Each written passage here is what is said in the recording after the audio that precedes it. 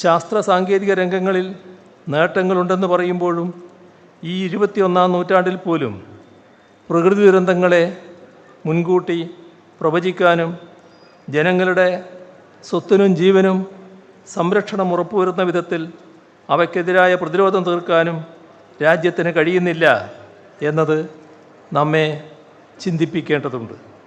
പൊതുവായ മുന്നറിയിപ്പുകളല്ല, കൃത്യമായ പ്രവചനങ്ങളാണ് ദുരന്തങ്ങളെ പ്രതിരോധിക്കാൻ ഉപകരിക്കുക എന്നത് ലോകത്താകെയുള്ള പല അനുഭവങ്ങളും ഇതിനോടകം വ്യക്തമാക്കിയിട്ടുണ്ട്.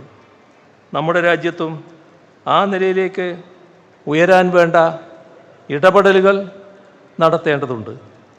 രാജ്യത്തിൻ്റെ ഉയർച്ച ഉറപ്പുവരുന്നതിൽ ഏറ്റവും പ്രധാനപ്പെട്ട പങ്കുവഹിക്കുക രാജ്യത്തിൻ്റെ വ്യത്യസ്ത പ്രദേശങ്ങളുടെ സമതുലിതമായ വികസനമാണ്.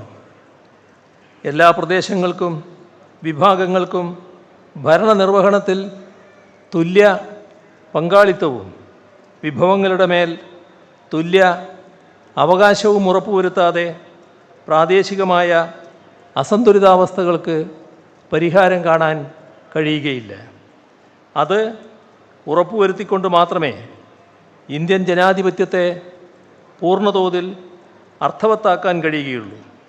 അതേസമയം തന്നെ പ്രാദേശിക അസന്തുലിതാവസ്ഥകൾക്ക് ആക്കം കൂട്ടുന്ന നടപടികൾ ഭരണാധികാരികളുടെ ഭാഗത്തു നിന്നും ഉണ്ടാകുന്നില്ല എന്ന് ഉറപ്പുവരുത്തേണ്ടതുമുണ്ട്.